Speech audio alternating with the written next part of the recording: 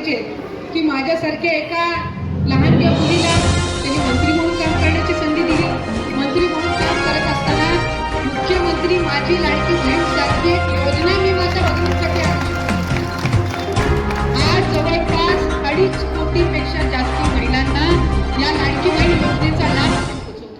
मला अनेक जण विचारायचे, ताई तुम्ही अशी वाट का टाकली की ही जी महिलांची लाभ होणार तिचं स्वतःचंच अकाउंट असलं पाहिजे, त्यांच्या घरामध्ये पुरुषांचे अकाउंट असतात.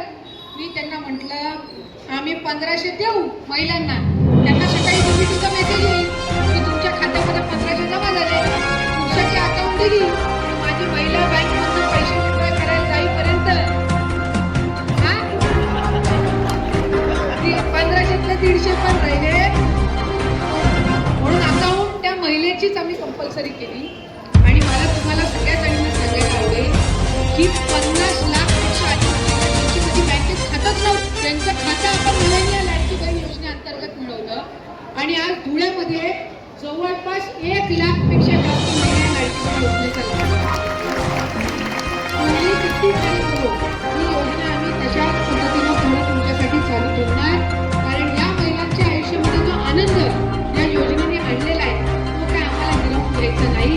उलट त्या 1500ची आणखीन गुंतवणूक करून 15,000 कशा